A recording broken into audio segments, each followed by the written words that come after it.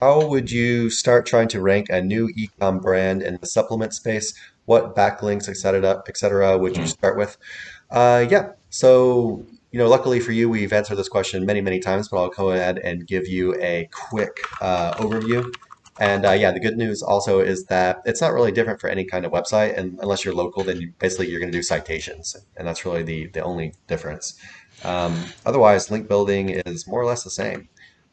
So yeah, if you're going over here to sirlinkslot.co, and you don't have to buy the links from us, you can get them from wherever you want. This is just our link building agency. This is what we do every day of the week.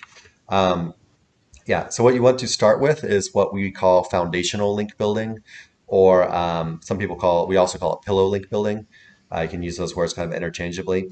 If you go to over here to our services, some of the main things to check out would be social profiles. You can do citations for an e-com brand as well. Press releases. I love doing like one press release in the beginning. You could just announce what your brand is and what you're doing and stuff like that. Going back up, you can do some social signals. We also have our diversity links and our pillow links pack, which have a bunch of different kinds of foundational links all rolled into one pack, so you don't really have to think about it too much. But if you do start with one of these packs, you'd probably start with the pillow links pack. I would want to go ahead and grab some social profiles as well, and maybe a press release as well. I really like press releases. But yeah, all of this stuff is considered foundational link building. So when you're doing all of this stuff, just use extremely natural anchor text that's branded anchors, generic anchors like click here, or URL anchors or naked anchors, whatever you want to call them, and just send everything to your homepage. Don't try to do SEO or rank or whatever. Just send it all to your homepage. Do it very naturally. It's what this stuff is for. And then after you do that, or you could even do it at the same time, you could start slowly adding some guest posts and niche edits or link insertions, and you could start linking these just to your homepage as well. So in the very beginning, with link building, you're going to be pretty much just doing everything to the homepage. Niche edits and guest posts are going to be what you're doing pretty much. This is going to take the large majority of your budget, and moving forward in the future, you're just going to be doing pretty much these two. Maybe a press release every now and then. Maybe some PBN links later on, make up a small portion of your backlinks if you want to. But yeah, just guest posts and niche edits. And as time goes by and you start getting some traffic and some rankings, you can slowly start adding more links to inner pages. We never really do more than like 50% inner pages and 50% homepage, like in any given month or whatever. But you can on some months, but we always continuously link to the homepage. The homepage is safe. If you do your interlinking right, it's going to distribute juice like throughout your whole site.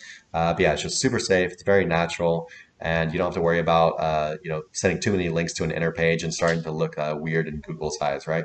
But then you'll eventually want to do some stuff like probably linking to your category pages. Maybe you got a blog reel or something like that, or any other kind of page on your website that links out to a bunch of your products. So category pages end up being kind of a good target for this type of thing. And in general, you might want to send some links to product pages, but in general, product pages get a lot less links. And so just keep an eye on what you're doing. Don't go too crazy on it. And look at your competitors as well, right? Just go see like, okay, how many links do their category pages have versus their product pages versus their homepage versus whatever other kind of pages on their website are getting the most links. And you can kind of just gauge that. And so you don't have to worry about doing something completely unnatural. Thought it was something else I wanted to say, but what do you got on this, Nick? Um, so as far as link building goes, yeah, hit it.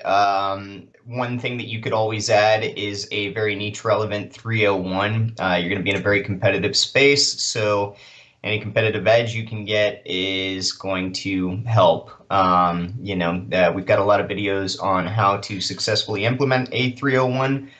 So maybe, go through our search and have a look there. But um, another little bit of advice away from link building is, again, you're breaking into a extremely competitive space, fitness, but especially supplements. Those brands are a dime a dozen. So I think where you're going to find your main competitive edge as a new e-com supplement store is going to be with your keyword research and making sure that you're attacking, especially early on, stuff that's got a little bit less competition in those SERPs, even if it is for less traffic.